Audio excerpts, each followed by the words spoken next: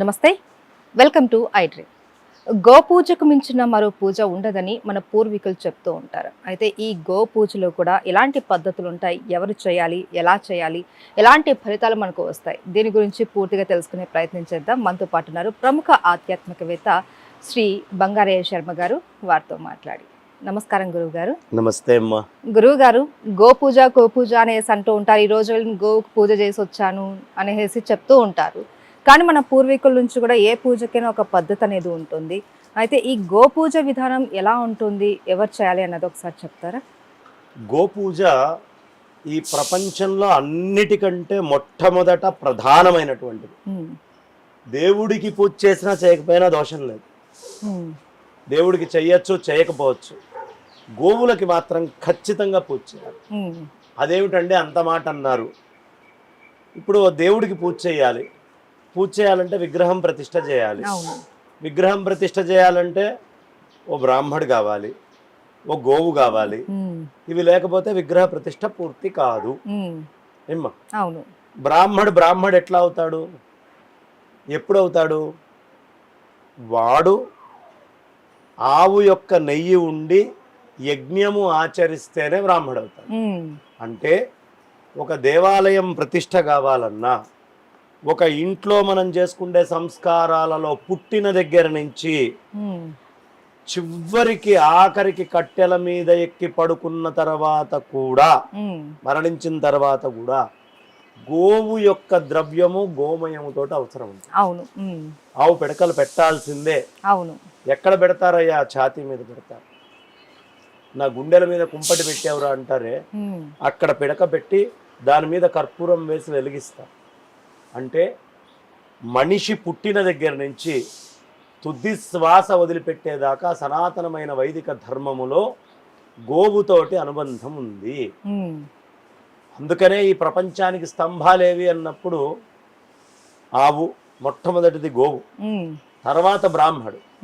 ఎందుకు? సంస్కారం చేయాలి, నామకరణాలు కావాలి, మళ్ళీ వాళ్ళకు అవసరమైనటువంటి పనులు చేయాలి, అన్నిటికీ బ్రాహ్మడు. మూడోది వేదం. నాలుగోది పతివ్రతలైన స్త్రీలు, ఈ మంచి పనులు చేయించేవాళ్ళు. ఐదోది ఇతరుల డబ్బు కాజేయాలనే ఆలోచన లేనటువంటి వాళ్ళు. నా దగ్గర ఉన్న రూపాయి నేను ఖర్చు పెడదాము, సత్యం మాట్లాడేవాళ్ళు, అబద్ధం ఆడకుండా ఉండేవాళ్ళు. ఈ ఏడు స్తంభాలు ఈ భూమి నిల్చొని ఉండడానికి, ఇవాళ మొత్తము విశ్వం అంతా ఆనందంగా ఉండడానికి ఈ ఏడుగురు లేకపోతే విశ్వము మొత్తం పాడైనట్టే. కాబట్టి గోవు అనేటటువంటిది మొత్తము మానవాళికి మొదటిది. ఎలా చెప్తారండి? ఇదేం ఫిజికల్గా మీరు చెప్పే మాటేనా? ఇంకా ఏమైనా గొప్పతనం ఉందా? అంటే ఆవు ఏం తింటుందమ్మా? గ్రాసం, కందికట్ట, ఎండుగడ్డి. ఎండుగడ్డి జడ పదార్థమా, చైతన్య పదార్థమా?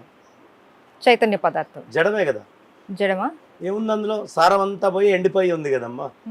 కందికట్ట జడ పదార్థమే కదా, అవునా? అదే ఆ ఎండుగడ్డి సారము లేనటువంటి దాన్ని తిని తన శరీరములో పేడగా పాలుగా మారుస్తుంది కదా.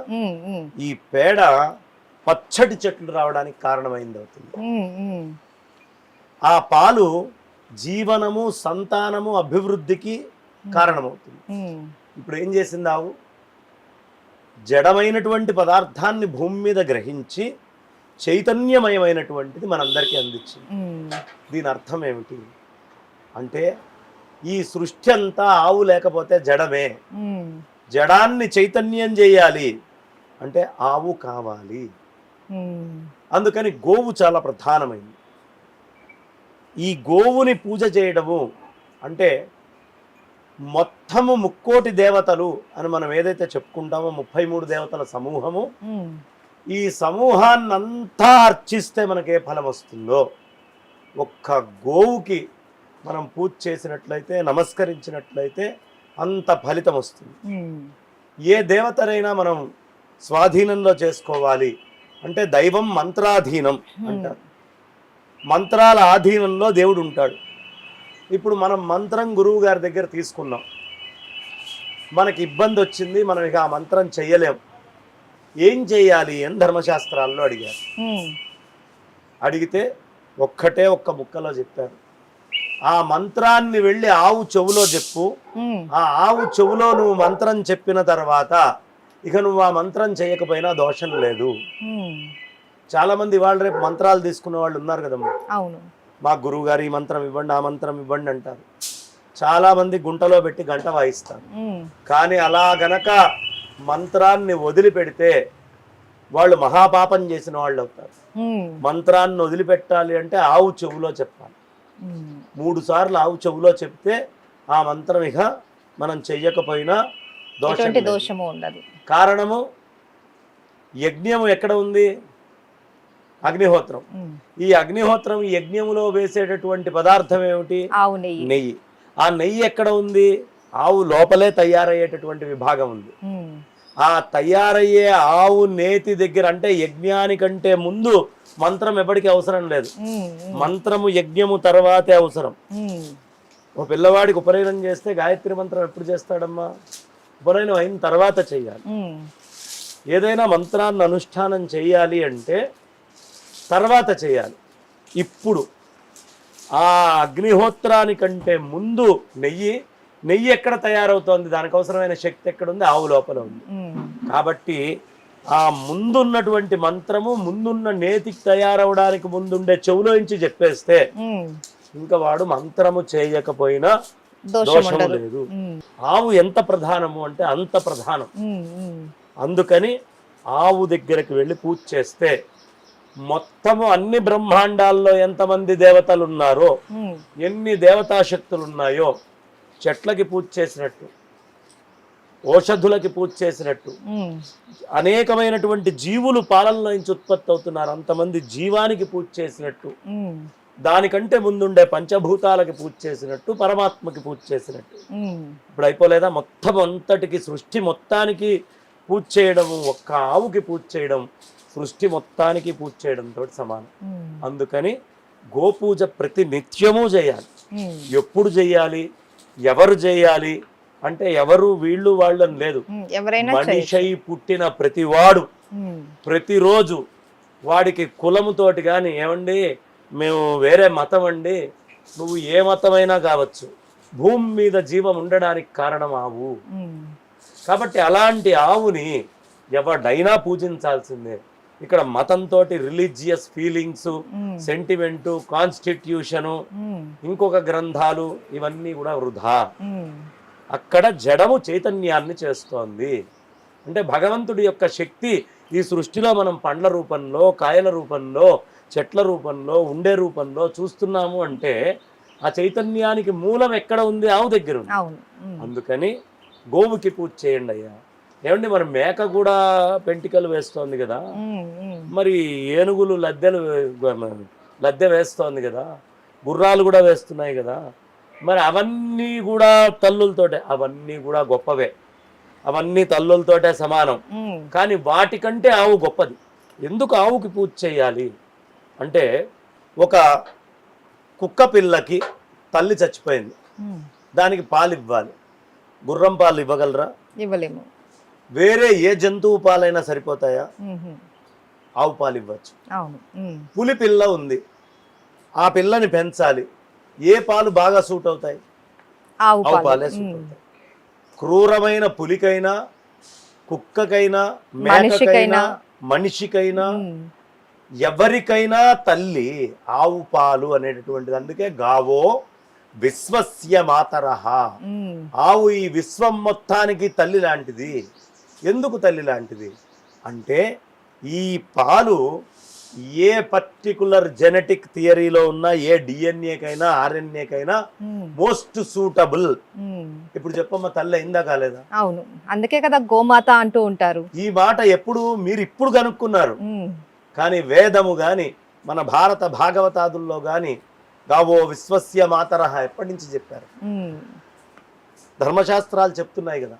అందుకని మిగతా జంతువుల్లో లేనటువంటి ఒక విశేషమైనటువంటి మాతృశక్తి గోవుకుంది. అంటే ఇది తల్లి కాగలదు ఈ విశ్వం మొత్తానికి. విశ్వంలో ఏ ప్రాణికైనా ఆవు తల్లి కాగలదు. అందుకని గోవుకి పూజ చేయాలి. ఉమ్, నీ తల్లికే కాళ్ళకి దండం పెట్టమన్నారే మాతృదేవో భవ అని. విశ్వం మొత్తంలో ఏ జీవికైనా పాలివ్వగలిగినటువంటి తల్లికి కాళ్ళకి దండం పెట్టవా? ఉమ్, దానికి పూజ చేయవా? ప్రతి నిత్యము గోవుకి పూజ చేయాల్సింది. ఉమ్, ఎలా చేయాలి? ముందు మనస్ఫూర్తిగా శ్రద్ధతో వెళ్ళి నమస్కారం చేయి. ఇవాళ రేపు అమెరికాలో అటు ఇటు వెళ్తే ఆవుని హగ్ చేసుకుంటే, ఉమ్, ఏది మన దేశీయ ఆవు, ఉమ్, ఈ దేశీయ ఆవు గొప్పతనం ఏంటి తెలుసమ్మా? దీన్ని బ్యాస్ ఇండికా అంటారు. ఉమ్. ఏమంటారమ్మా? బ్యాస్ ఇండికా. బ్యాస్ ఇండికా. ఇది 10,000 సంవత్సరాల క్రితంది అని వాళ్ళున్న సైన్స్ చెప్తోంది. ఉమ్, బ్యాస్ ఇండికా రూట్ ఎప్పుడు అంటే 10,000 ఇయర్స్ అని చెప్తుంది. ఉమ్, మనకి చాలా సనాతనం. బట్ అట్లీస్ట్ ప్రపంచము బ్యాస్ ఇండికా బ్రీడ్ ఎప్పటి నుంచి ఉంది అంటే 10,000 ఇయర్స్ నుంచి అని చెప్తుంది. ఉమ్, బ్యాస్ ఇండికా 10,000 ఇయర్స్ నుంచి ఉంటే, ఇంత జీవశక్తి ఉంటే ఎంత గౌరవించాలి? అవును. ఆ బ్రీడ్ ఎంత గొప్పది. అది చిన్న చిన్న పిచ్చుకలు తిరుగుతున్నాయి. ఉమ్, గోశాలలో ఉండే ప్రత్యేకత. ఉమ్, బ్యాస్ ఇండికా ఎక్కడి నుంచి వచ్చింది? బ్యాస్ ఇండికా కేవలం మన ఆవుని మాత్రమే బ్యాస్ ఇండికా అంటారు. జెర్సీ ఆవును అనరు. ఎందుకు ఎందుకు గురువు గారు? మోపురం ఉంటుంది మన ఆవుకి. అవును. ఉమ్, తర్వాత పొదుగు విచిత్రంగా ఉంటుంది. గంగడోలు చాలా విశేషంగా ఉంటుంది. ఉమ్, కొమ్ములు ఇది ఉండే పద్ధతి కూడా వేరు. రకరకాలైనటువంటి ఆవుల జాతులు ఉన్నాయి. ఉమ్, ఇన్ని జాతుల ఆవులు ప్రపంచంలో ఇంకెక్కడైనా ఉన్నాయా? ఉమ్, లేవు లేవు. అన్ని భారతదేశంలో పుట్టినవే. కానీ మనకంటే ఆవుల్ని విదేశాల్లో విశేషంగా పెంచుతున్నారు. ఉమ్, బ్రెజిల్లో పెంచుతున్నారు. అమెరికన్ కంట్రీస్లో పెరుగుతున్నాయి. ఉమ్, ఆస్ట్రేలియన్ కంట్రీస్లో పెరుగుతున్నాయి. వాళ్ళు ఇప్పటికీ పేరు కూడా మార్చాల. ఉమ్, 1900లో షిప్పింగ్ చేసుకొని మన ఒంగోలు జాతి వాళ్ళు విస్తృతంగా పెంచారు.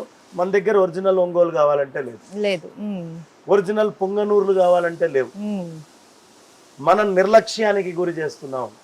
ఒకప్పుడు మందలుగా ఆవులు తిరుగుతూ ఉండేవి భారతదేశంలో. ఉమ్, ఇవాళ ఎక్కడో ఒక గోశాలను పెట్టుకుంటే వాళ్ళు ఎక్కడి నుంచో అక్కడికి రావడానికి బద్ధకం.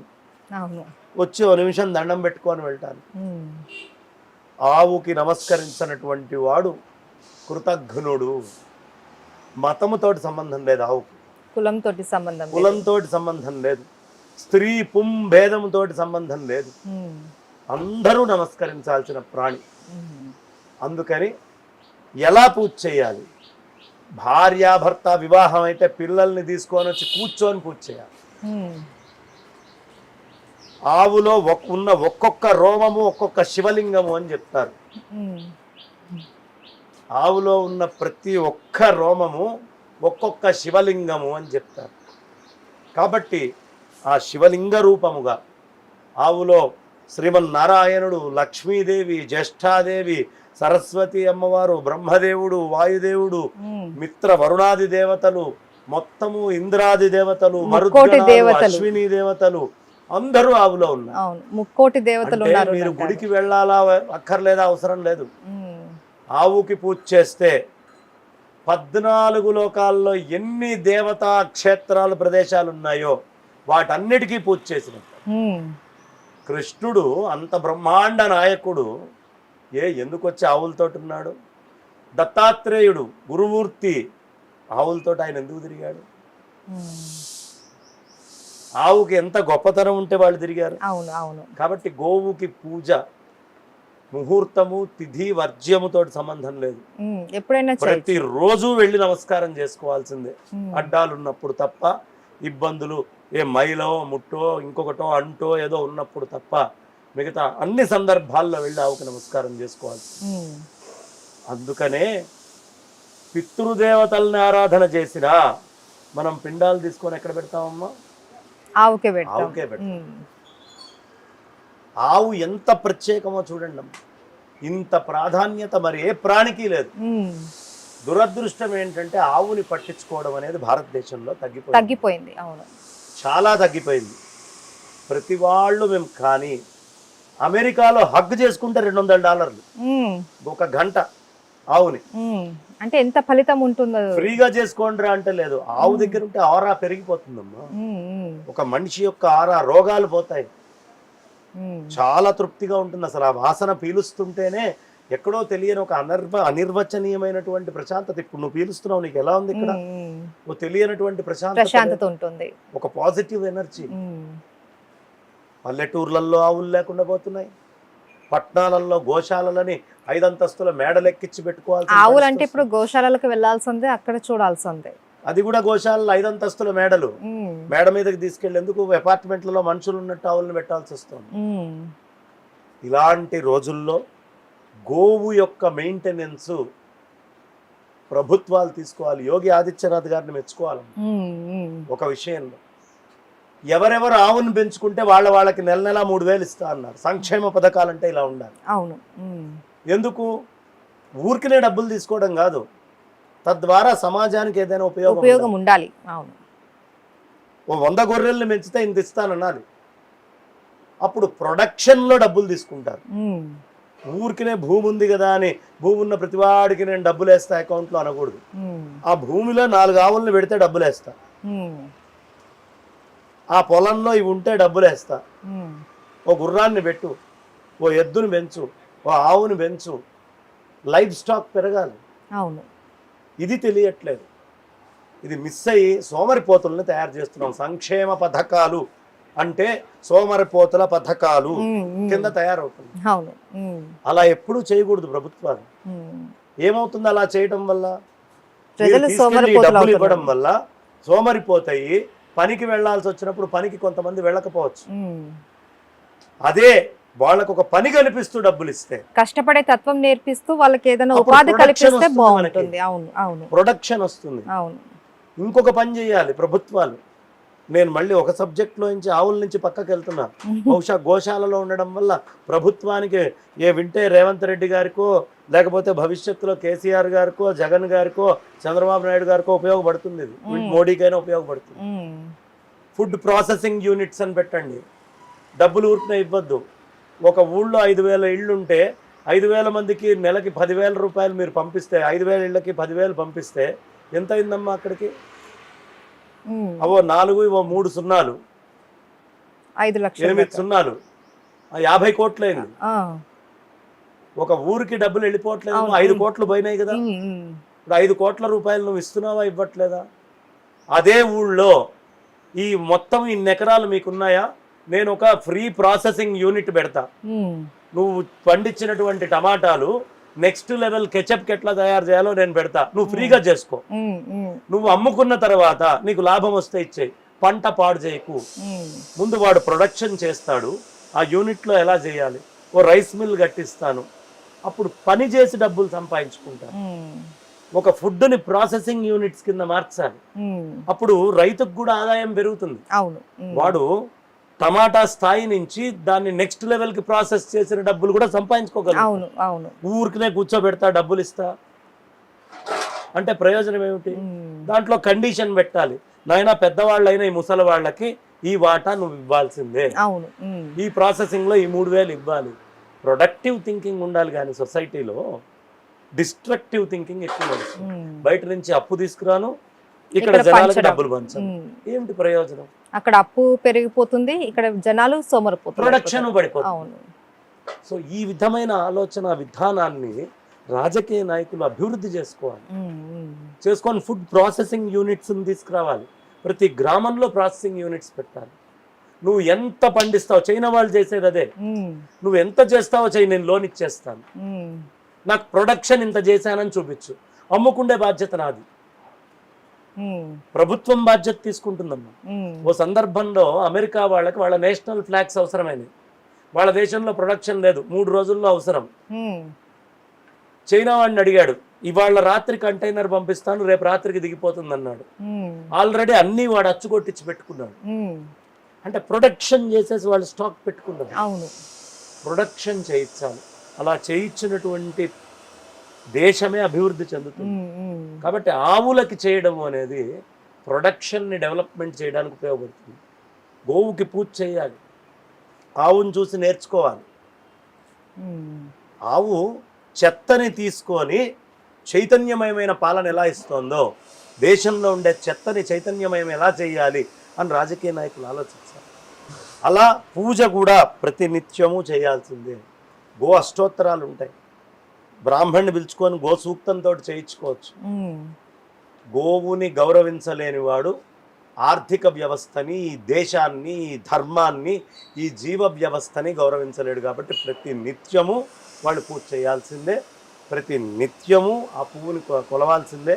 చక్కగా పసుపు రాయాలి, బొట్టు పెట్టాలి, బ్రహ్మాండంగా అక్షతలు పూలు అన్నీ తెచ్చుకోవాలి, వెయ్యాలి, అంత ఏదో పదార్థం తినిపించాలి, 3 ప్రదక్షిణాలు చేయాలి. విశేషమైనటువంటి ఫలితాలు వస్తాయి. ఇలా ఒక్కరోజు చేస్తే సరిపోతుందా గురుగారు, లేకపోతే నిత్యం చేస్తూ ఉండాలి? బతికి ఒంట్లో ఓపిక ఉన్నంత కాలం చేయాలి. అంటే కొంతమంది ఏంటంటే ఈ రోజు చేసాం, ఇంకా మేము జీవితంలో చేయకపోయినా పర్వాలేదు, ఆయన చెప్పారు కదా ఈ రోజు చేసాం అన్నట్టు ఆ భావనతో చాలా మంది ఈ ఉంటారు. మధ్య టీవీల్లో ఇది ఒక ఫ్యాషన్ అయిపోయింది. అవును. ఫలానా రోజు ఫలానా ధాన్యం పెట్టండి, అవును. ఫలానా రోజు ఫలానా వస్తువు ఆవుకు పెట్టండి. ఆ చెప్పే వాళ్ళు ఎవరికి గోశాలలు మెయింటైన్ చేసే ఇది ఉండదు. అంత తప్పుడు సమాచారం అమ్మ. అవును. ఎందుకు అంటే మీరు మినుములు పెట్టండి అంటారు, తీసుకొచ్చి ఉత్త మినుములు పెడితే కడుపు లోపల చుట్టుకొని ఆవులు పోతాయి. ఆయన ఎవరో శనగపిండి పెట్టండి అన్నాడు, బియ్యం పెట్టండి అన్నాడు, అవసరాన్ని మించి బియ్యం పెడితే అజీర్తి చేసి ఆవులు చచ్చిపోతాయి. గోశాలల వాళ్ళకి ఖర్చులు పెరుగుతాయి. ఆవుకి ఏం పెట్టాలి? గడ్డి పెట్టాలి. ఆవుకి ఒకరు తోటకూర పెట్టచ్చు, లేదా ఆవుకి ఏవైనా చిన్న చిన్న మంచి యోగ్యమైన కాయగూరలు పెట్టచ్చు. ఒక ఆయన ఎవడో టీవీలో బొప్పాస్కాయ పెట్టమన్నాడు, మాకు తెలియదు, ఎవరో వచ్చి భక్తిగా బొప్పాస్కాయ పెడుతున్నారు. ఆవు కడుపుతోటి ఉంది, ఇప్పుడు ఎంత నష్టం అమ్మా. అవును. ఆవు ఎంత ఇబ్బంది పడుతుంది. అందుకని కూర్చొని చెప్పేవాడికి ఆవుకు బెల్లం పెట్టండి అంటాడు, ఆ బెల్లం అక్కడ పెట్టండి అని టీవీలో వాడికి ఒక మాటే. ఇక్కడ టకటకా వచ్చేస్తారు, బెల్లం పెడతారు. కడుపుతోటి ఉన్నటువంటి ఆవుకు బెల్లం పెడితే అబార్షన్ అవుతుంది. బెల్లం పెట్టకూడదు కదమ్మా బేడి. అవునవును. గోశాల నిర్వాహకులు ఎవరైతే ఉంటారో వాళ్ళని కలిసి మేము ఇలా పెట్టాలనుకుంటున్నాము, ఏ పద్ధతిలో పెట్టాలి, ఏ ఆవుకు పెట్టాలి, బాగుండాలి, మేము బాగుండాలంటే బెల్లం పెట్టాలి, కనిపించకుండా దొంగచాటుగా వచ్చి బెల్లం పెడతారు. అది ఇంకా పాపమే కదా గురువు గారు. ఎక్కువ పాపం. బ్రెడ్ ముక్కలు తీసుకొస్తారు, పెడతారు, బ్రెడ్ ఆవులకు అరగదు. అవును. అదే విధంగా బిస్కెట్లు తీసుకొచ్చారు, పెడతారు, ఆ బిస్కెట్ కడుపులో చుట్టుకుంటుంది, అజీర్తి చేసి రోగం వస్తుంది. గోశాలలో రావాల్సిన వాసన కంటే దారుణమైన వాసన వస్తుంది, దానికి లూజ్ మోషన్స్ అవుతూ ఉంటాయి. కాబట్టి టీవీల్లో చెప్పేటటువంటి ప్రతి వాళ్ళు ఒక గోశాల మెయింటైన్ చేసి ఎవడు చెప్తాడో వాడు చెప్పినవి మాత్రమే పెట్టండి. ఏది చెబితే అది పెట్టడం, ఏది పడితే అది తీసుకెళ్ళడం చేయకూడదు. మహాపాపము. పుణ్యానికంటే పాపం ఎక్కువ మూట కట్టుకుంటారు. కాబట్టి ఆవులని ఎలా పడితే అలా, ఏవి పడితే అవి పెట్టకూడదు. దానికి ఒక లిమిట్ ఉంటుంది, ఒక పద్ధతి ఉంటుంది. కడుపుతో ఉన్న ఆవేది, లేనావేది, బాలింతగా ఉన్న ఆవేది, మగదానికి ఏం పెట్టాలి, ఆడదానికి. ఇప్పుడు మగ ఆవు ఉందనుకోమ్మా, దానికి పెరుగు, పాల పదార్థాలు ఏవి పెట్టకూడదు. అదే ఎద్దు ఉంది, ఎద్దుకి వెన్నపూస పెట్టచ్చు, ఎద్దుకి బ్రహ్మాండంగా మజ్జిగ మనం మొత్తం తయారు చేసి వెన్న తీసిన మజ్జిగ మొత్తం తాగించవచ్చు. ఆవుకు తాగకూడదు, మళ్ళీ తాగిస్తే అది బలిష్టంగా తయారవుతుంది. కాబట్టి ఏం పెట్టాలి, ఏం పెట్టకూడదు, ఏది అవసరం, ఏది అవసరం లేదు, ఈ విషయాలు తెలుసుకోవాలి. నిర్వాహకులను అడిగి తెలుసుకొని ఆ తర్వాత పెడితే, లేదు వాళ్ళు పెడితే అయ్యా మీకు మాకు సంబంధించిన వాళ్ళు అలానా బొబ్బర్లు పెట్టమన్నారండి అంటే, ఆ బొబ్బర్లు ఎలా పెట్టాలి? నానబెట్టి బాగా మెత్తగా అయిన తర్వాత అప్పుడు తీసుకొచ్చి ఎంత పెట్టాలో కూడా తెలిసి పెట్టాలి. కిలోంబావు బొబ్బర్లు పెట్టమన్నాడండి అని పెడితే మళ్ళీ అనారోగ్యం వస్తుంది. అందుకని ఏది పెట్టాలి, ఎలా పెట్టాలి, ఎంత పెట్టాలి, ఇవి ఒక్కొక్క ఆవుకి మారుతుంది. నేను ఇప్పుడు కామన్ గా అన్న ఆవులకి చెప్పలేను. మనిషిలో ఎలా అయితే ఉంటుందో ఆవుల్లో కూడా అలానే. పుంగనూరు ఆవుకి తక్కువ పెట్టాలి, గిర్రావుకి ఒక రకంగా పెట్టాలి, ఒంగోలు ఆవుకి కాస్త ఎక్కువ పెట్టాలి, షాహీ వాళ్ళకి ఇంకో రకంగా పెట్టాలి, దేవుని అనే జాతి ఆవుకి ఒకలాగా పెట్టాలి, మైసూర్ ఆవుకి ఒకలాగా పెట్టాలి. ఇలా రకరకాల ఆవులు ఉన్నాయి. ఏ ఆవుకి తగ్గటువంటిది ఆ ఆవుకి. థ్యాంక్ యూ గురువు గారు, చాలా చక్కగా వివరించారు మాకు. అసలు గో పూజ విధానం ఏంటి, ఎలా పూజ చేయాలి, అలాగే గోవుకి మనం ఏ విధమైన ఆహారం ఎలా ఇవ్వాలి అన్నది చాలా మందికి తెలియదు. సో ఈరోజు మాకు మీ ద్వారా చాలా చక్కగా మేము తెలుసుకున్నాం. ఇక మీదట అందరూ పాటించాలని కూడా కోరుకుంటున్నాం. ధన్యవాదాలు. ధన్యవాదాలు.